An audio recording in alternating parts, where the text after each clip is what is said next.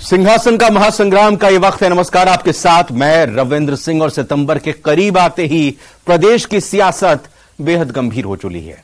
कांग्रेस जमीनी स्तर पर जिताऊ दावेदारों की तलाश कर रही है।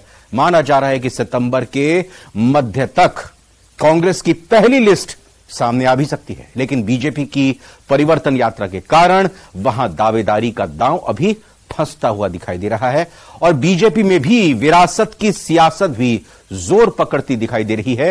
तो आइए देखते हैं प्रदेश में चल रही सियासी घटनाओं और सियासी चिंतन को समेटे हमारा दैनिक खास कार्यक्रम सिंहासन का संग्राम।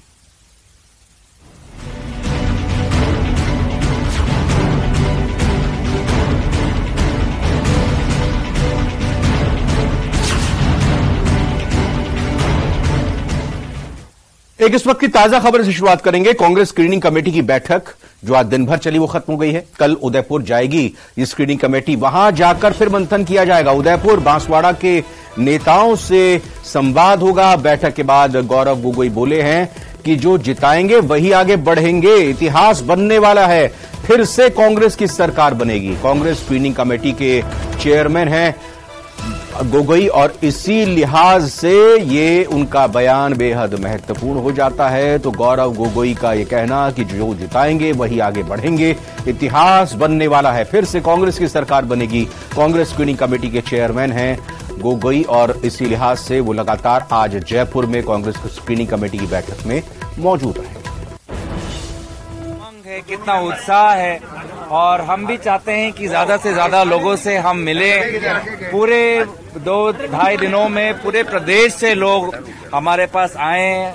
हमने कोशिश की कि हम सबकी बात सुने, सबकी दरखास्त ले और सभी में जो उत्साह है, हम तो चाहते हैं कि निर्वाचन आज ही हो जाए, हमारा पार्टी जीत रहा है। जो हम जीतने वाले हैं, जो जिताएंगे वही आगे बढ़ेंगे।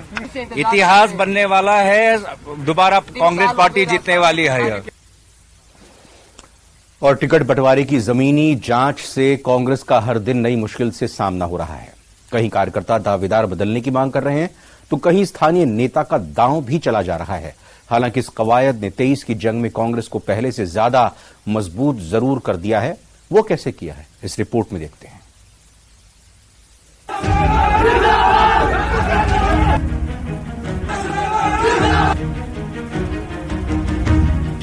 हम लोग स्थानीय लोग का टिकट मांग रहे हैं, या स्थानीय लोगों को टिकट मिलेगा तो हम उनको जीता के विधानसभा में भेजेंगे। और निश्चित तौर पे आज पूरा हिंदुस्तान देख रहा है कि ये गहलोत बनाम मोदी का चुनाव होने वाला राजस्थान में। कांग्रेस में टिकट पर बढ़ा घमासान। जो निर्णय किया जिले का, उसी जिले के अनुसार स्थानीय लोगों को टिकट दिया जाए। जो जीत के आपके कांग्रेस पार्टी में मजबूती से आएगा, कम से कम 50,000 मतों से जीतेगा। स्थानीय को टिकट दोगे, बाहरी को दोगे तो उसके लिए सोचना। दिग्गजों की सीट पर गंभीर दावेदारी। कोई किसी भी राजनीतिक पार्टी का, किसी भी जाति का व्यक्ति कभी दोबारा विधायक निर्वाचन नहीं हो गया है। मैंने तो 4 बार चुनाव लड़ा, चारों बार वहाँ चुनाव जीता हूँ। बीएसपी का जो कैंडिडेट है, बीएसपी का कैंडिडेट मेरे सामने 2013 में भी लड़ा, जबकि वो पहले विधायक रह चुका था, सुरेश मीना। उसके मात्र 5,000 वोट आए थे। तो बीएसपी का वोट जो है वो जीतने वाले। टिकट पर जमीनी जंग से निकलेगा फॉर्मूला। मैंने कांग्रेस पार्टी लक्ष्मणगढ़ से अप्लाई किया है। अगर मेरी पार्टी लक्ष्मणगढ़ से मुझे चुनाव लड़ाएगी तो मैं लड़ूंगा, नहीं जिसको टिकट देगी मैं उसको लड़ाऊंगा। टिकट बंटवारे का फॉर्मूला ढूंढ रही कांग्रेस की स्क्रीनिंग कमेटी की बैठक ज्यों-ज्यों आगे बढ़ रही है, टिकट का घमासान गंभीर होता जा रहा है। एक सीट पर कई दावेदारों के नाम से मुश्किल बढ़ रही है, तो कई सीटों पर अलग अलग समीकरणों के कारण भी मुश्किल हो रही है। अगर कांग्रेस ज्यादा टिकट देगी तो वापस सत्ता में आएगी। अगर टिकट नहीं मिलेगा तो ये समाज तीसरा मोर्चा कहीं भी जा सकती है, लेकिन हरा भी सकती है। 40 सीटों पर बहुत पड़ेगा एक टिकट बदल से। स्क्रीनिंग कमेटी ने संभाग स्तर की चर्चा के दूसरे दिन भरतपुर, जोधपुर, कोटा और पाली संभाग के नेताओं के साथ चर्चा की। अब 31 अगस्त को बांसवाड़ा और उदयपुर संभाग के नेताओं के साथ चर्चा कर इसे अंतिम अंजाम दिया जाएगा।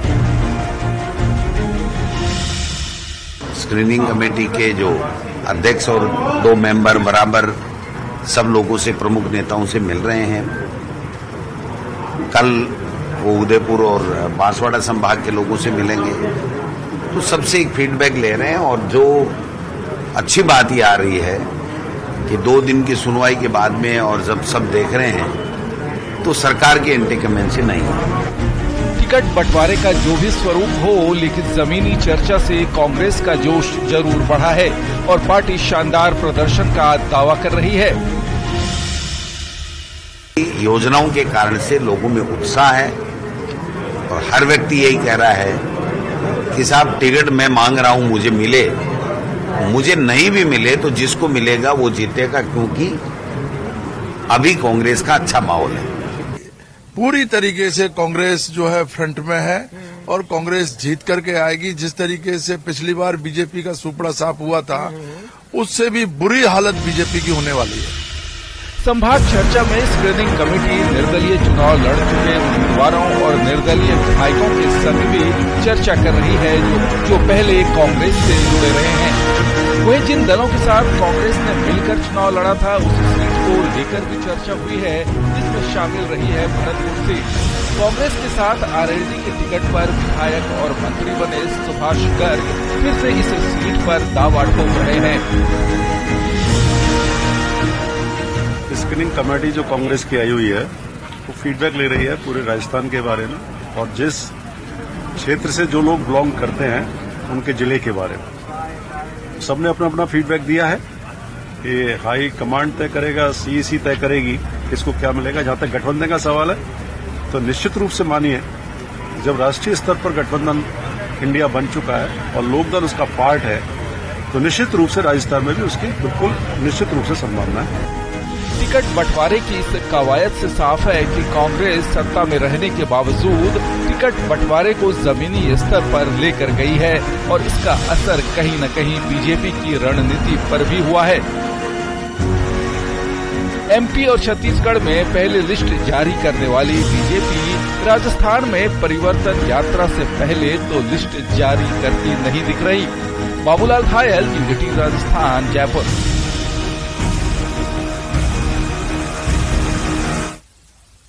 बीजेपी में टिकट बंटवारे की कोशिश फिलहाल शुरू नहीं हुई है, लेकिन टिकट की दौड़ शुरू हो चुकी है और पार्टी के कई उम्रदराज मंत्री, विधायक और कद्दावर नेता इस बार खुद चुनाव नहीं लड़ने का मन बनाकर बेटे बेटी, बहन भाई, भतीजे को लॉन्च करने की तैयारी कर रहे हैं। इस रिपोर्ट में देखते हैं।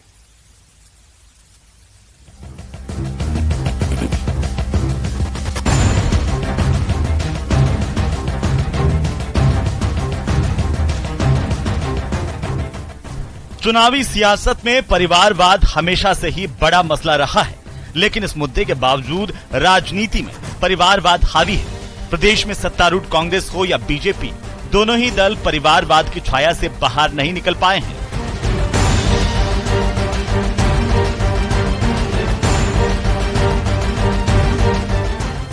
फायदा लेने के लिए सियासी दलों ने भी परिवारवाद को जब चाहा अपनाया और जब चाहा इस मुद्दे पर जमकर सियासत की। विरासत की सियासत के दम पर राजनीति कर रहे उत्तराधिकारी भी टिकट की चाहत कर रहे हैं।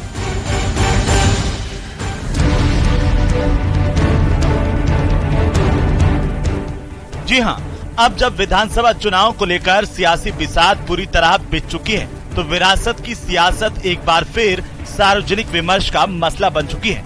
बीजेपी और कांग्रेस दोनों दलों में रणनीति तैयार हो रही है। दोनों पार्टियों में टिकटों को लेकर आए दिन मंथन हो रहा है। टिकट फाइनल करने के लिए ब्लॉक स्तर से लेकर जिला स्तर और प्रदेश स्तर से लेकर दिल्ली में अलग अलग बैठकें हो रही हैं। लेकिन इन सब रणनीति के बीच कुछ रणनीति राजस्थान के अलग अलग सियासी परिवारों में भी बन रही है।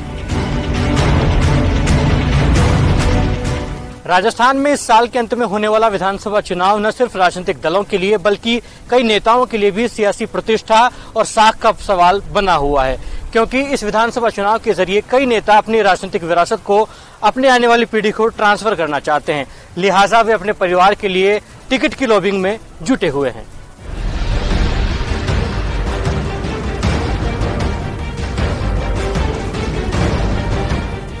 इन नेताओं में कई ऐसे हैं जो प्रदेश स्तर की राजनीति में ही सक्रिय हैं, विधानसभा के चुनाव ही लड़ते हैं, तो वहीं 4 से 5 सांसद ऐसे भी हैं जो अपने परिवार के लोगों के लिए टिकट मांग रहे हैं। नेताओं की सियासी विरासत को देखें तो बाड़मेर के पचपदरा से पूर्व मंत्री अमराराम बेटे अरुण चौधरी के लिए टिकट मांग रहे हैं। हनुमानगढ़ से पूर्व मंत्री राम प्रताप बेटे अमित के लिए टिकट मांग रहे हैं, तो वहीं करणपुर से पूर्व मंत्री सुरेंद्र पाल सिंह टीटी बेटे समनजीत सिंह के लिए टिकट मांग रहे हैं। भरतपुर की नदबई सीट से पूर्व मंत्री कृष्णेंद्र कौर दीपा बेटे दुष्यंत सिंह के लिए टिकट मांग रही हैं। खंडेला से पूर्व मंत्री बंशीधर बाजिया अपने बेटे राहुल बाजिया के लिए टिकट मांग रहे हैं, तो वहीं नागौर की खींवसर सीट से पूर्व मंत्री गजेंद्र सिंह खींवसर अपने बेटे धनंजय सिंह के लिए टिकट मांग रहे हैं। वहीं सीकर सीट से पूर्व विधायक रतन जलधारी बेटे रमेश जलधारी के लिए टिकट मांग रहे हैं, तो शाहपुरा सीट से पूर्व विधानसभा उपाध्यक्ष राव राजेंद्र सिंह अपने बेटे देवायुष सिंह के लिए टिकट मांग रहे हैं। विद्याधर नगर सीट से विधायक नरपत सिंह राजवी अपने बेटे अभिमन्यु सिंह को टिकट दिलाना चाहते हैं।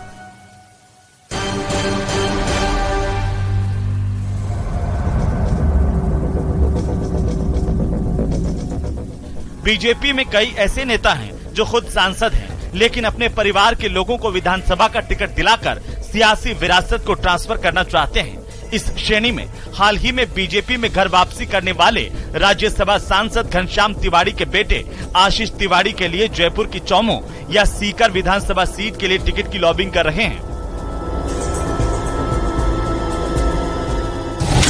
नेताओं की सियासी विरासत में दौसा सांसद जसकौर मीणा बेटी अर्चना मीणा के लिए बामनवास से टिकट मांग रही हैं। झुंझुनू से सांसद नरेंद्र कीचड़ बेटे अतुल के लिए मंडावा से टिकट मांग रहे हैं, तो वहीं पुत्र वधू हर्षिनी कुंतल के लिए मंडावा या नवलगढ़ से सीट की डिमांड की जा रही है। अजमेर सांसद भागीरथ चौधरी के बेटे सुभाष चौधरी के लिए किशनगढ़ सीट से टिकट मांगा जा रहा है। बीकानेर सांसद अर्जुन राम मेघवाल अपने बेटे रवि मेघवाल के लिए काजूवाला से टिकट मांग रहे हैं। परिवारवाद की इस राजनीति के मामले में कांग्रेस सॉफ्ट टारगेट रही है। बीजेपी ने इस मुद्दे पर कांग्रेस पर हमेशा प्रहार किए, लेकिन तस्वीर का दूसरा पहलू ये भी है कि वो खुद परिवारवाद की छाया से महफूज नहीं रह पाई। बीजेपी में भी कई ऐसे नेता हैं जिन्होंने खुद परिवारवाद को बढ़ावा दिया है। दूसरी तरफ नेताओं के बच्चों की राजनीति के मैदान में उतरने का पार्टियों को फायदा भी होता है। नई पीढ़ी के ये नेता बचपन से राजनीतिक माहौल में पले बड़े होते हैं और ऐसे में सियासत से जुड़ी वो तमाम बातें वक्त से पहले ही सीख जाते हैं। दूसरी तरफ उन्हें समर्थकों की एक बड़ी भीड़ विरासत में मिल जाती है।